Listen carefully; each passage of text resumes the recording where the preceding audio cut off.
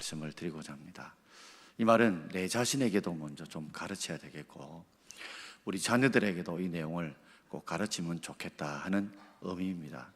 그저 가르치면 된다는 일방이 아니라 먼저 내가 잘 은혜를 받아서 내가 잘 자녀들에게 도손도에게 가르칠 수 있는 그런 여러분 은혜가 있기를 바랍니다.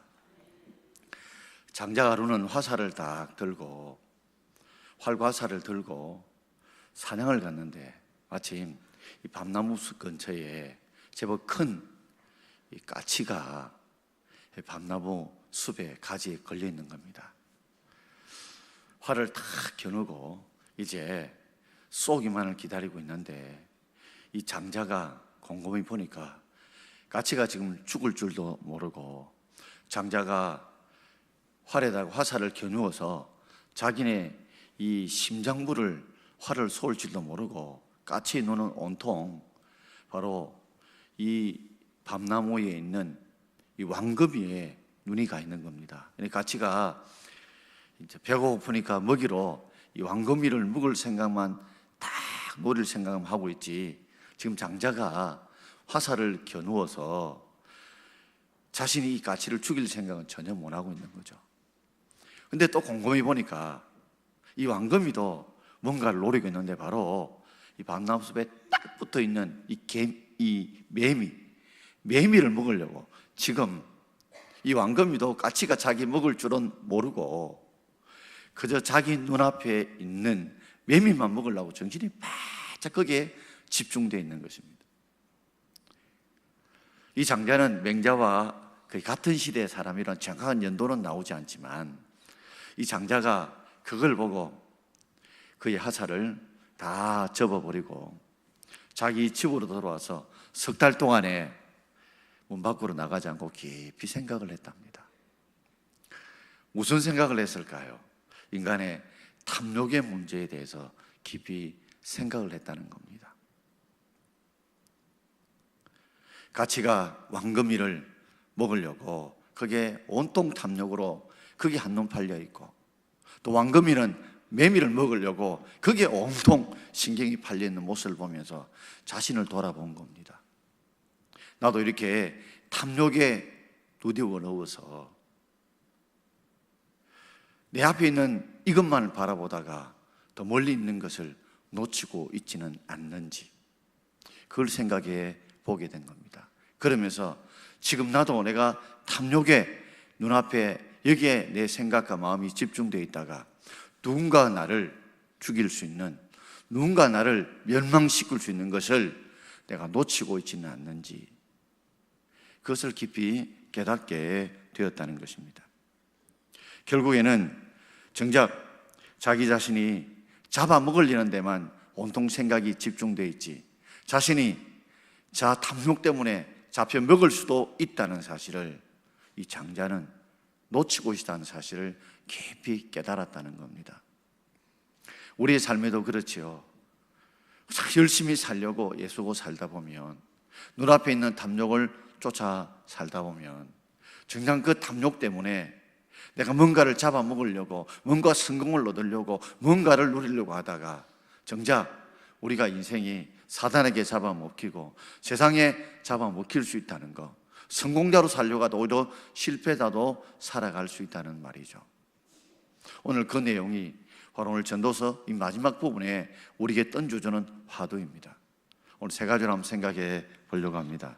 첫 번째는 내 하나님의 심판을 우리가 가르치라. 내 하나님의 심판을 가르치라. 우리 전도 11장 우리 9절 말씀을 함께 읽겠습니다.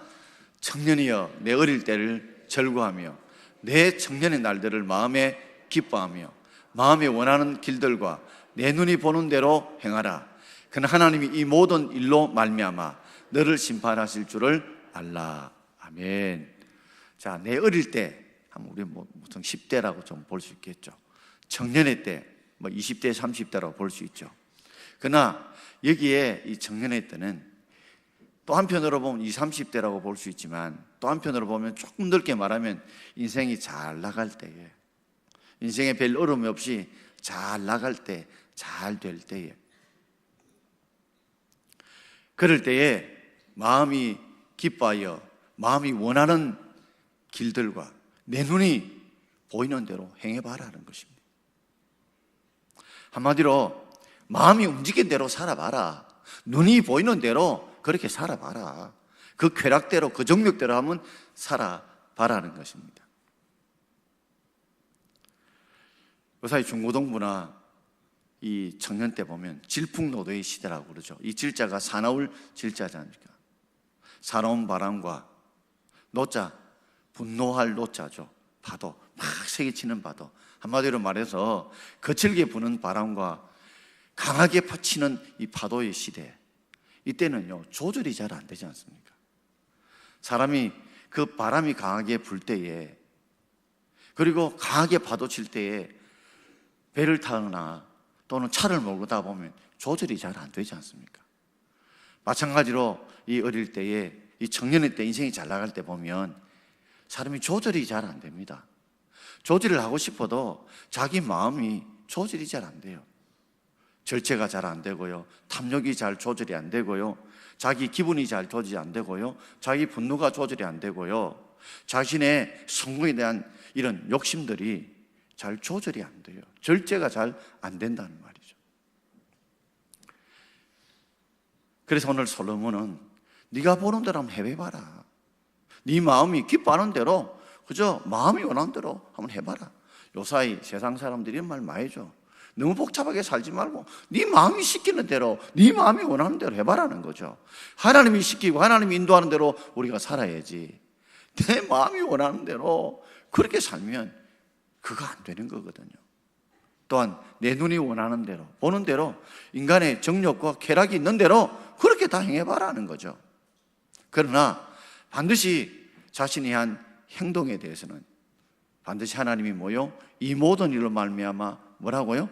심판하실 것이라고 하는 이게 대한 반드시 생각을 가지고, 이 하나님의 심판에 대한 생각을 가지고 내가 그 대신에 행동을 하라는 말이 오늘 솔로몬이 우리에게 던져주는 말입니다. 어릴 때, 청년의 때 잘 나갈 때는요, 사람이 멀리 내다보지 않습니다.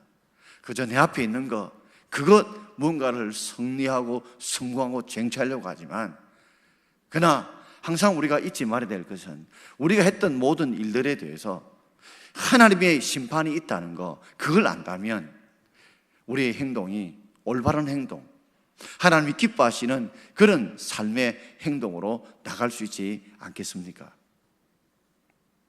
이 말은 바꾸어 말하자면, 우리가 돌아보면 인생의 삶에 잘못 살았던 것, 후회되는 삶을 살았던 이유 중에 하나가 바로 하나님의 심판을 우리가 생각하지 못하고 살아왔기 때문에 어쩌면 우리가 후회스러운 그런 믿음의 삶을 살고 있지는 않는지요.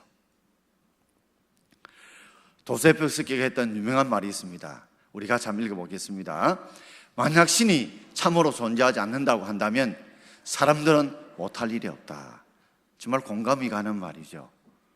만약 신이 참으로 존재하지 않는다면 사람들은 못할 일이 없다.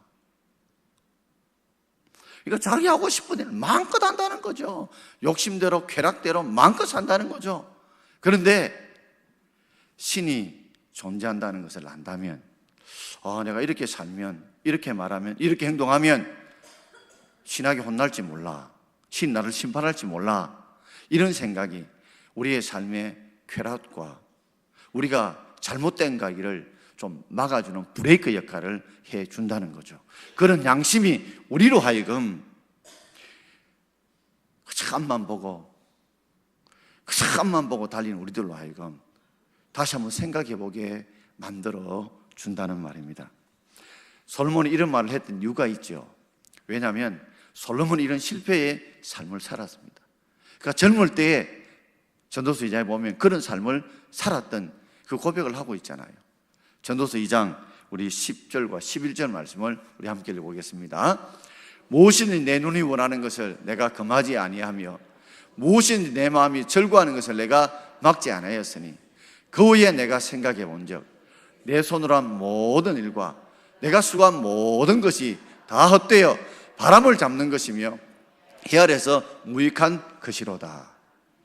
솔로몬이 왕이 되어서 얼마 있지 않아서 내 눈이 원하는 것을 내가 금하지 않았다. 내 눈으로 뭔가를 갖고 싶은 것, 하고 싶은 것이 있다면 그는 다 했다는 거죠.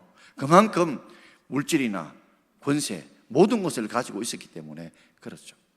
여기에 많은 분들도 내가 내 눈이 원하는 걸 하고 싶지만, 이거 좋다, 이거 사야 되겠다, 이거 좋다, 이거 구입해야 되겠다 하고 싶지만, 그러나 우리는 할 수 없지만 솔로몬은 왕이며, 그리고 엄청난 부를 가지고 있었기 때문에, 권세를 가지고 있었기 때문에 자신이 눈에 갖고 싶은 거, 얻고 싶은 것은 금하지 않고 다 해봤다는 거죠. 그리고 내 마음이 즐거워하는 것을 내가 막지 않았다. 내 마음이 이렇게 하면 즐겁다 싶은 것들은 그가 막지 않고 다 했다는 겁니다. 그 내용이 전도서 2장 4절부터 8절까지 나오죠.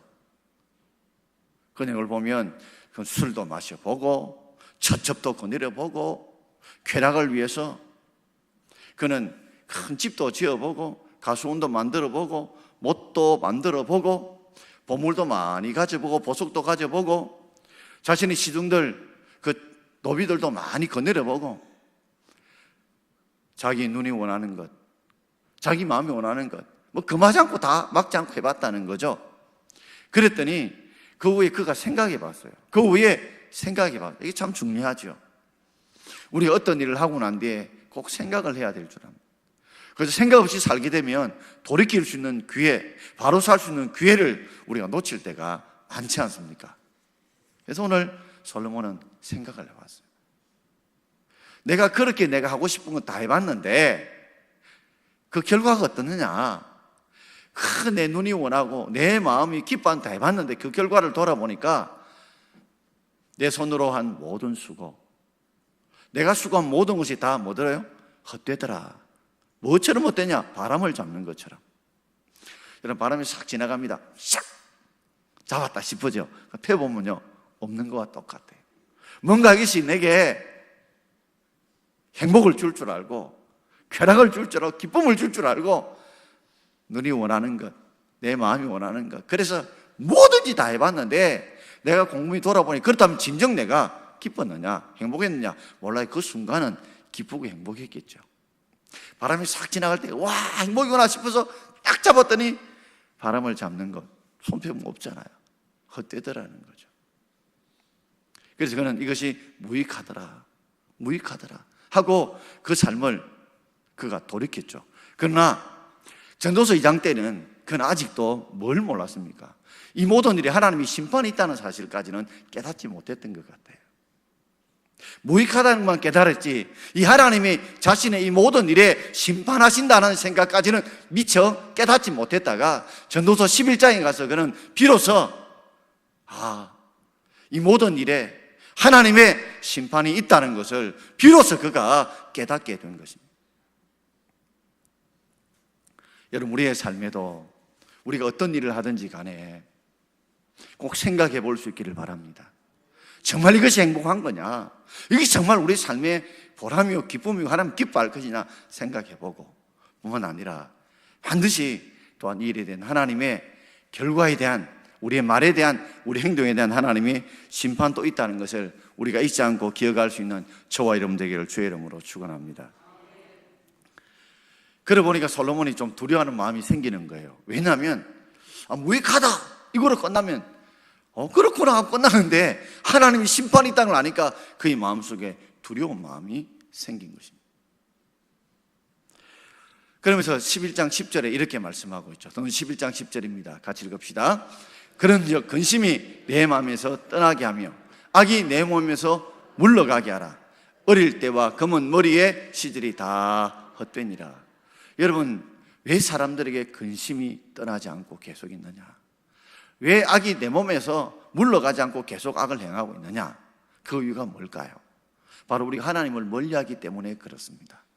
하나님 멀리하기 때문에 그러다 보니 우리 하나님이 우리를 심판한다는 생각을 놓쳐버리게 되죠. 이 말을 뒤집어 바꾼다면 우리가 내 마음속에 근심을 떠나게 하고 내 속에서 죄악을 물러가게 하는 길이 있다면 그것은 바로 우리 하나님 우리를 보고 계시고 듣고 계시고 심판하신다는 사실을 알면 근심이 어떻게 해요? 하나님이 아시는데, 보고 계시는데, 그러므로 내가 하나님께 매달 기도하면 하나님이 주실 것이라는 믿음이 생기니까 근심도 떠날 것이고, 또 내가 악을 행하고 있다면 하나님께서 나 이 악에 대해서 반드시 심판하실 거다 생각하니까 또 악도 내 몸에서 떠나게 될 거죠. 그럼 우리 속에 근심이 떠나지 않고 있는 것, 우리에게 악이 떠나지 않는 이유는 바로 우리 하나님이 오늘도 우리의 모든 것을 보고 계시고 듣고 계시고 심판하시고 그리고 은혜를 베푸는다는 사실을 우리가 잊어버리고 있기 때문에 우리가 이렇게 살고 있지 않는지요. 그러면서 어릴 때와 검은 머리의 시절이 다 헛되도다. 어릴 때 검은 머리, 지금 다 여기 보면 다 검은 머리지만 다 여기 염색 같은 분들이 거의 대부분이잖아요. 앞에 있는 분들은 더 그러시죠. 그러나 다 우리가 때가 되면요, 이 검은 머리가 하얗게 되는 것처럼, 나이가 되면 사람이 늙게 되는 것처럼 이 시절을 다시 바꾸어 돌릴 수 없다는 말이에요. 나이를 점점 많이 먹을 수는 있어도 나이를 점점 적게 먹을 수는 없다는 거죠. 그렇지 않습니까? 지금보다 나이를 많이 먹을 수는 있지만 지금보다 나이를 적게 먹을 수는 없고, 지금 좀 잘못 살았다 애가 다시 엄마 뱃속에 들어가서 다시 태어나서 살 수 있는 것은 없지 않습니까? 그렇기 때문에 날마다 우리는 잊지 말 것은, 하나님께서 우리의 모든 일에 대해서 너희들이 행하긴 행해라, 그러나 반드시 심판이 있다는 것을 우리도 알고 우리 자녀들에게도 깨우쳐 줄 수 있길 바랍니다. 듣든지 아니 듣든지 간에 내가 이렇게 하나님 앞에 바로 살지 못하면, 믿음으로 안 살면, 믿음을 지키지 않고 그 말씀에 순종하지 않으면 분명히 하나님 이 모든 것에 대해서 심판하신다는 것도 꼭 기억해라. 이것을 우리가 가르칠 수 있는 저와 여러분 되기를 주의 이름으로 축원합니다. 두 번째는 너희의 창조주를 기억하게 가르쳐야 합니다. 너희의 창조를 기억하게. 자, 전도서 12장 우리 1절과 2절을 같이 읽겠습니다. 너는 청년의 때에 너희 창조주를 기억하라. 곧 공고한 날에 이르기 전에, 나는 아무 낙이 없다고 할 해들이 가깝기 전에, 해와 빛과 달과 별들이 어둡기 전에, 비 뒤에 구름이 다시 일어나기 전에 그러하라. 이게 전에라는 말이 뭐예요? 4번 나옵니다. 4번. 같은 내용이죠. 그러나 다르게 표현했을 뿐입니다. 공고한 날, 공고가 뭐예요? 곤란하고 고통스러운 날. 여러분, 사람이 점점 나이가 들게 되면 몸도 아프게 되고 병도 걸리게 되고 다리 힘도 빠지게 되고 이빨도 흔들거리게 되고 등등 이러다 보면 공고한 날이 오잖아요. 몸도 피곤하고 지치고 어디 가기도 힘들어지고 온몸 뼈마디가 쑤시고, 이 공고할 때가 이르기 전에, 또 나는 아무 낙이 없다고 할 해들이 가깝기 전에, 어떤 분들 정말 많은 것을 지금 가지고 있지만 병석에서 계속 누워 있다 보니까 아무 낙이 없다는 거죠. 그저 생명만 연장할 뿐이지, 내가 무엇을 참 보람되게 행복하게 즐겁게 할 그런 날들이 뭐죠? 못할 그런 날이 가까이 오기 전에, 그런 날이 점점 우리에게 다가오고 있다는 거죠. 해와 빛과 달과 별들이 어둡기 전에, 해들이 그렇게 낮에는 뜨거운데 해가 저녁에 하원이 질다 보면 굉장히 아름답죠. 근데요, 해가 떠오를 때는 굉장히 시간이 좀 많이 걸리는데 질 때는요 금방 지쁩니다. 한번 봐보세요. 떠오를 때는 한참 떠오르는데 질 때는 훅 지쁩니다. 그러므로 이 인생이 항원일 오기 전에, 비 뒤에 구름이 다시 일어나기 전에, 비 뒤에는 뭐가 와야 돼요? 햇빛이 쨍쨍 비춰야 되지요. 맑은 날이 와야 되는데 비가 그친데도 구름이 뭐요? 다시 일어난다는 거예요. 이것은 이 팔레스타인 중동의 날씨가 그렇습니다. 우리는 봄, 여름, 가을, 겨울 없이 많이 오고 적게 올 뿐이지 사실 비가 옵니다. 그러니까 중동 지방에는 여름철에는 건기, 그래서 비가 안 와요. 그리고 겨울철에는 우기에서 비가 내립니다. 그런데 계속 몇 달 동안 비가 오는 게 아니라 비가 왔다가 뭐요? 그칩니다. 그친 날씨가 뭐요? 구름이 껴있다는 거죠. 그런 날씨를 비해서 오늘 솔몬이 말한 겁니다. 비가 온 뒤에 날씨가 화창해야 되는데 우리 인생이 뭐요? 비 온다네 구름이 끼는 것처럼 그렇게 희망도 그렇게 좋은 날들이 계속 이어지지 않을 그럴 때에 우리는 뭐라고요? 너희의 청년의 때 너희의 창조주를 뭐라고요? 기억하라는 거예요. 이 말은 일찍 너희의 창조를 기억하면 할수록 좋다는 말이죠. 늦고 늦으면 더 후회가 된다는 거죠.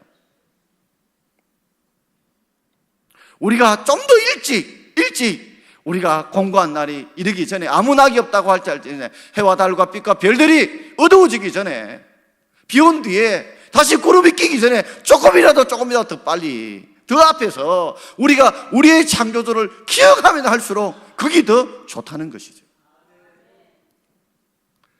인생의 하원이 와서 그때서 뒤늦게 우리가 이래 살아야 되는데 이렇게 해야 되는데 이렇게 후회를 하는 것보다는 좀 더 빨리 깨우쳐서 조금 덜 적게 후회하는 것이 보람되지 않느냐는 겁니다. 우리 전사님이 신방을 가면서 요사이 아직도 교회는 나오지만 구원의 확신이 없는 분들이 있으면 제가 복음을 꼭 사역일을 전하라고 합니다. 그 신방 갔다 온 내용 중에서 이분이 저 교회는 나오지만 아직도 구원의 확신이 없는 거예요. 그렇지만은 이제 서서히 가지려고 애를 쓰고 믿으려고 애를 쓰는데 자기 70평생 넘어서 가장 잘한 일이 있다면 교회 나와서 예수 믿은 것이 가장 내가 잘한 것이다. 지금이라도 이렇게 믿어서 감사하지만 조금 더 일찍 믿어서 우리가 살았다면 얼마나 좋을까 하는 그 복음서를 읽으면서 그런 생각을 가지게 되었습니다. 여러분, 우리가 창조주를 기억할 수 있길 바랍니다. 왜 하필 창조주를 기억을 했을까요? 여러분, 우리의 다 피조물입니다. 여기 있는 모든 것은 다 창조주 하나님이 만들어 놓으신 거예요. 예를 한번 들어볼까요? 이런 비유가 어떨까 싶은데요. 만약에 제가 어느 누구에게 선물을 하나 사줬다고 쳐요.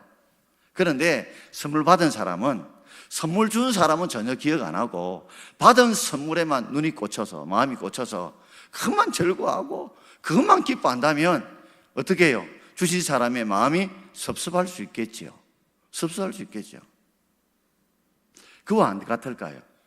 우리 창조주 하나님께서 우리에게 모든 피조물들을 만드시고 우리에게 구원도 주시고 우리에게 건강도 주시고 자녀도 주시고 필요한 물질도 주시고 살아갈 이유도 주시고 구원의 감격도 주시고 은혜도 주셨는데 우리는 그 받은 선물에만 그게 눈을 집중하고 그게 마음과 생각을 빼앗기고 정작 우리가 기억해야 될 그것을 주신 창조주 하나님을 우리가 기억하지 못한다면 그건 아니잖아요.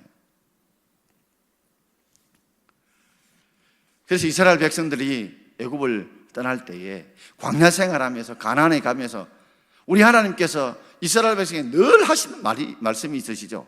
무슨 말일까요? 애굽에서 너희를 구원하신 하나님을 잊지 마라, 기억해라. 이 말을 계속 하나님께서 말씀하시죠. 애굽에서 건지는 자가 누구나 내다. 너희를 가나안으로 이끈 자가 누구나 내다. 잊지 말라고, 기억하라고 계속 했지만 그들은 그 하나님을 잃어버리고 우상을 섬기고 숭배하며 죄를 범하고 살았죠. 오늘도 우리의 삶을 한번 돌아봅시다. 주셨던 선물에만 우리의 마음과 생각이 눈이 꽂힌 우리들의 모습은 아닌지, 정작 이걸 주신 하나님, 우리에게 구원을 주시고 은혜를 주시고 건강을 주시고 가정을 주시고 자녀를 주시고 믿음을 주시고 은혜를 주시고 물질을 주신 하나님은 우리가 잊어버리고 물질에 꽂히고 세상에 꽂혀 있다면 오늘 이 시간에 너희의 창조주를 기억할 수 있는 저와 여러분 되기를 바랍니다. 우리 자녀들에게도 부모님의 은혜를 잊지 않도록 가르쳐야 되지만 또한 더더욱더 중요한 것은 우리 이 모든 것이 나의 나됨이 하나님의 은혜인 줄 알고 우리 창조주 하나님의 은혜를, 그 주신 사랑을, 그 주신 복들을 우리가 기억하도록 또 이야기하고 또 기억시키고 또 기억시킬 수 있는 저와 여러분 되기를 주의 이름으로 축원합니다. 미국 뉴욕에서 조금 내려오면 이 동부 쪽으로 해안가 오면 보스턴이라는 도시가 있지 않습니까? 그 보스턴의 한 이 해변가에 나이 지긋한 하얀 머리 이 백발인 어떤 노인분께서 늘 해변에 이 생새우를 이렇게 갈매기들에게 먹이를 주는 겁니다. 보통 사람들은 무슨 일로, 왜 저렇게 주지? 뭐 때문에 주지? 이렇게만 생각했지 이유를 묻지 않았는데, 저맨 애 하나가 할아버지, 왜 할아버지는 늘 이 시간에 와서 갈매들에게 이 새우를 먹이로 줘요? 하고 물은 거예요. 그러자 그 할아버지가 그 갈매들에게 새우를 먹이준 사연을 이야기합니다. 자기는 세계 2차 대전 때에 미국 그 함정의 함장이었습니다. 그런데 일본이 쏜 어뢰에 맞아가지고 그 함정이 결국 물 속으로 침몰하고 말았어요.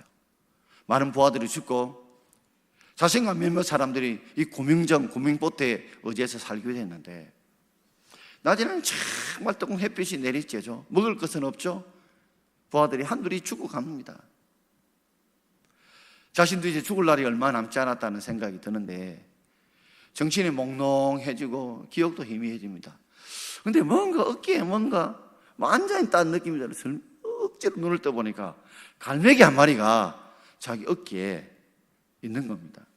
이렇게 힘없이 막 이렇게 후쳐내어도 갈매기가 안 떠나는 거예요.